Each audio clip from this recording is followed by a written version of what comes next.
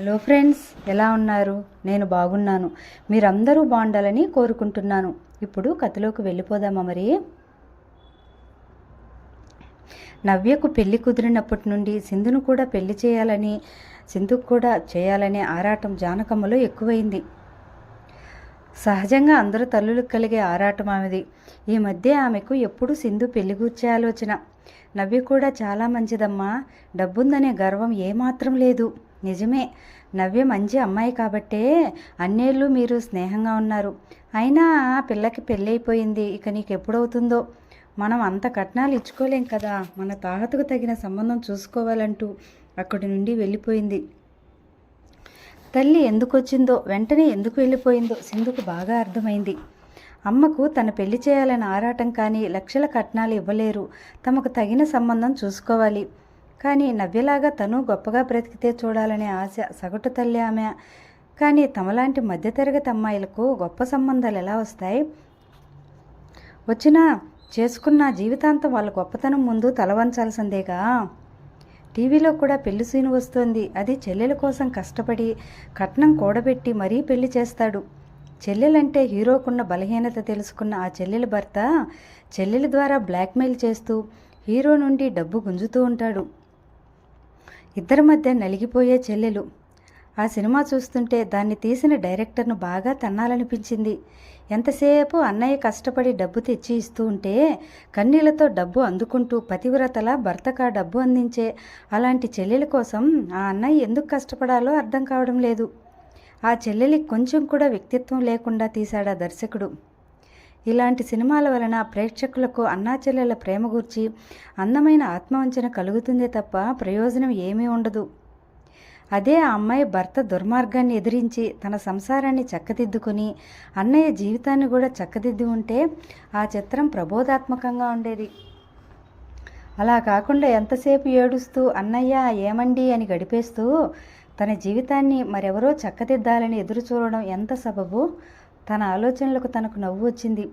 ఆదర్శమైన అన్నా చెల్లెల్లా ఉండాలనుకునే వాళ్ళు తన ఊహలు విన్నారంటే తనను సెంటిమెంట్స్ లేని ఫూల్గా అనుకోగలరు అని నవ్వుకుంది. తల వంచుకుని కుర్చీలో కూర్చుని ఉంది సింధు. తలెత్తి చూడాలంటే ఏదో బిడియం, సంకోచం. తన చుట్టూ ఉన్న వ్యక్తులందరూ మాయమైపోయి తను ఎదురుగా కూర్చున్న వ్యక్తి మాత్రమే ఆ హాల్లో ఉన్న అనుభూతి. శ్యామలరావు మధ్యవర్తితో మాట్లాడుతున్నాడు. వారం రోజుల క్రితం పెళ్లిళ్ళ పేరై ఒక సంబంధం తీసుకుని వచ్చాడు. వరుణ్ పేరు రేవంత్, కంప్యూటర్ ఇంజనీరింగ్ చేశాడు. హైదరాబాదులో పెద్ద సాఫ్ట్వేర్ కంపెనీలో ఉద్యోగం చేస్తున్నాడు. అబ్బాయి తల్లిదండ్రులది తిరుపతే. పేరయ్య ఈ సంబంధం చెప్పగానే శ్యామలరావు మొదట తను ఈ సంబంధం చేయగలడా అని భయపడ్డాడు. కానీ పేరయ్య మంచి సంబంధం పోగొట్టుకుంటే మళ్ళీ రాదని, ఏదో విధంగా ఆ సంబంధం కుదిరేలా చేస్తానని హామీ ఇచ్చాడు.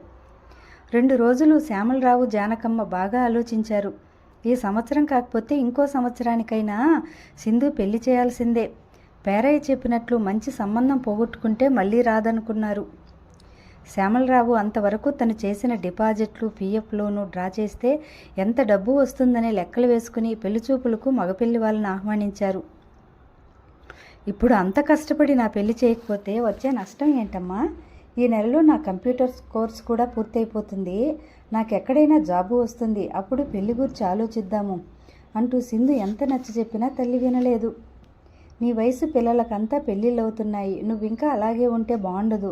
పెళ్ళయ్యాక నువ్వు ఉద్యోగం చేసుకో అంది. పెళ్లి విషయంలో అంత తొందరగా నిర్ణయం తీసుకోవటం ఇష్టం లేకపోయినా తల్లిదండ్రుల మాటలకు తలవంచక తప్పలేదు.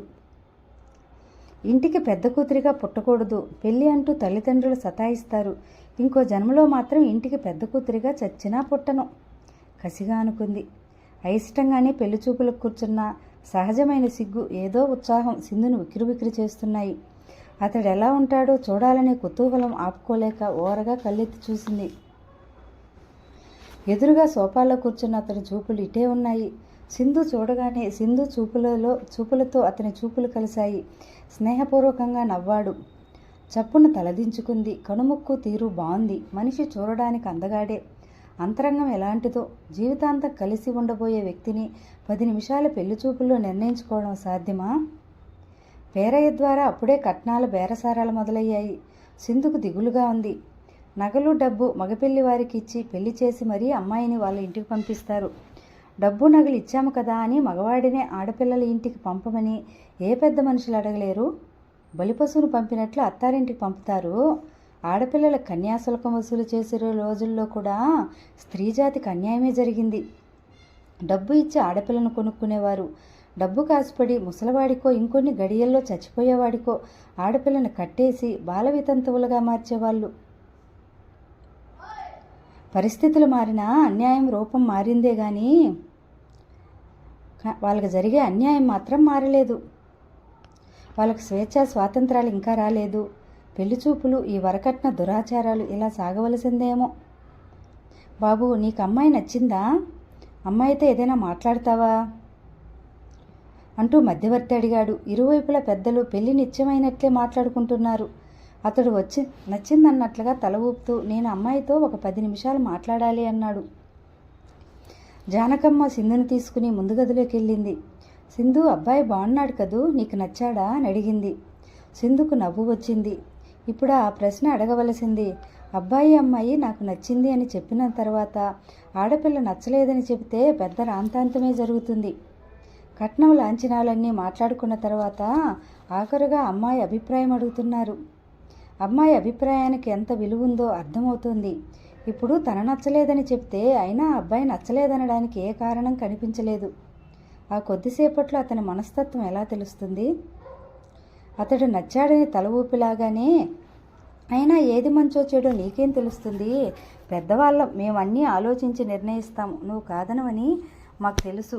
ఎంత హడావిడిగా వచ్చిందో అంతే హడావిడిగా వెళ్ళిపోయిందామె. ఆశ్చర్యపోయింది సింధు. డిగ్రీ చదివి కంప్యూటర్స్ చేసిన తనకు తన పెళ్లి గురించి నిర్ణయించుకునే తెలివితేటలు ఉండవా? ఆడపిల్లలకు పెళ్లి విషయంలో ఎంత స్వేచ్ఛ ఉందో అప్పుడు అర్థమైంది. కొన్ని క్షణాల తర్వాత గదిలో అడుగుల శబ్దం వినిపించింది. సింధు గుండె వేగంగా కొట్టుకోసాగింది. అంటే రేవంత్ గదిలోకి వచ్చాడన్నమాట. ఏం మాట్లాడతాడో? ఎంత కాదనుకున్నా తల ఎత్తి సూటిగా అతని వైపు చూడలేకపోతుంది. అతను తన రాకని తెలియజేస్తూ చిన్నగా దగ్గాడు. అప్పటికీ సింధు తల ఎత్తలేదు. నేను మీతో మాట్లాడాలి. మాట్లాడండి అన్నట్లుగా తలూపింది. మీరు నాకు నచ్చారు, నేను మీకు నచ్చానా? ఈ పెళ్లి చూపులు కట్నాల తతంగం నాకు నచ్చకపోయినా కొన్ని విషయాల్లో పెద్దవాళ్ళని నొప్పించలేక తలవంచాల్సి వస్తుంది. పర్వాలేదు, కాస్త వ్యక్తిత్వం ఉన్నవాడిలాగే ఉన్నాడు అనుకుంది. మీకు నేను నచ్చానా లేదో చెప్పనే లేదు. ఎలా చెప్పాలి? నాకు మీరు నచ్చారు అంటూ మైకు పెట్టి అరవాలా అనుకుంది. మీకు మాటలు రావా? చప్పున కళ్ళెత్తి చూసింది. అతడు నవ్వుతున్నాడు. ఏమీ మాట్లాడకపోతే మీకు మాటలు రావో లేక నిలుచునే నిద్రపోయే రకమో అనుకున్నాను అల్లరిగా అన్నాడు. అదేం లేదు అంది రోషంగా. That's good. ఎన్ని ముత్యాలు రాలాయో చూసుకోవాలి అంటున్న అతని మాటలకు చిన్నగా నవ్వింది. అమ్మయ్య, నేను నీకు నచ్చానన్నమాట. పర్వాలేదు, కాస్త సరసం తెలిసిన వ్యక్తిలాగే ఉన్నాడు అనుకుంటూ హఠాత్తుగా అతని పేరు రేవంత్ అని గుర్తొచ్చి పక్కున నవ్వేసింది. ఎందుకు నవ్వుతున్నావు? మీ పేరుకు అర్థం తెలుసా? ఎండమూరి వెన్నెల్లో ఆడపిల్ల నవలలో హీరో పేరు రేవంత్. ఆ పేరుకు అర్థం అతని ముఖం ఎర్రబడగా తెలుసు. అదే నవల సినిమాగా కూడా వచ్చిందిగా. అది చూసి నా పేరుకు అర్థం తెలుసుకున్నాను. నా పేరును మా మామయ్య సెలెక్ట్ చేశాడట. ఇలాంటి పేరు సెలెక్ట్ చేసినందుకు ఆయనను చావబాదాలి అన్నాడు. ఐఆమ్ సారీ, మిమ్మల్ని ఎగతాళి చేయాలనుకోలేదు. తనకు తెలియకుండానే అతడితో అంత చనువుగా ఎలా మాట్లాడుతుందో అర్థం కావట్లేదు. ఇట్స్ ఆల్ రైట్, నేనేం ఫీల్ అవును. ఎందుకంటే ఆ నవల పబ్లిష్ అయ్యాక నా చిన్నతనం నుండి నా పేరు గురించి ఎన్నిసార్లు ఎగతాళి చేయబడ్డాను. కాబట్టి నేను స్పోర్టివ్గానే తీసుకుంటాను. ఇంతకు నీ హాబీలేమిటి? క్రికెట్ అంటే ఇష్టం. క్రికెట్ వస్తుంటే టీవీ ముందు నుండి కదలను. సచిన్ నా అభిమాని క్రికెటర్. సచిన్ బ్యాటింగ్ అంటే చాలా ఇష్టం. ఇంకా బుక్స్ చదవడం అంటే ఇష్టం. కంప్యూటర్ అంటే కూడా ఇష్టం. చిన్నపిల్లలా చెబుతున్న సింధు దగ్గరకు వస్తున్న అతడిని చూస్తూ చెప్పడం ఆపేసి ఆశ్చర్యంగా చూడసాగింది. అతడెందుకు దగ్గరకు వస్తున్నాడా అని ఆలోచించే లోపలే అతడు సింధు నుదుటి మీద స్టిక్కర్ కనుబొమ్మల మధ్యకు జరుపుతూ, నాకు రేఖ అంటే చాలా ఇష్టం. రేఖలా ఇలా కనుబొమ్మల మధ్య బొట్టు పెట్టుకుంటే ఇంకా అందంగా కనిపిస్తావు. మాధురి దీక్షిత్ నవ్వు కూడా అంటే కూడా చాలా ఇష్టం. నువ్వు నవ్వుతుంటే అంతకంటే బాగుంటుంది అంటూ బై సీ యూ అగైన్ అంటూ అక్కడి నుండి వెళ్ళిపోయాడు. బొమ్మలాగా నిలబడిపోయింది. తన నుదుటి మీద తన వేళ్ల స్పర్శ గిలిగింతలు పెట్టినట్లుగా ఉంది. కొన్ని గంటల క్రితం ఎవరో తెలియని వ్యక్తి తన బొట్టును సరిదిద్దడం, తన నవ్వు బాగుంటుందని చెప్పడం ఊహకందని అనుభూతి. ఎంత చిలిపివాడు! పరిచయమైన 10 నిమిషాల్లోనే ఎంత అల్లరి చేసే వ్యక్తి పెళ్ళైతే ఇంకెంత సరదాగా ఉంటాడో. ఇతడితో తన జీవితం ఎంత బాగుంటుందో. సింధు బొగ్గల్లో గులాబీలు పూచాయి. రేవంత్ అంటే ఇష్టం ఏర్పడసాగింది. I like you Revanth అనుకోసాగింది.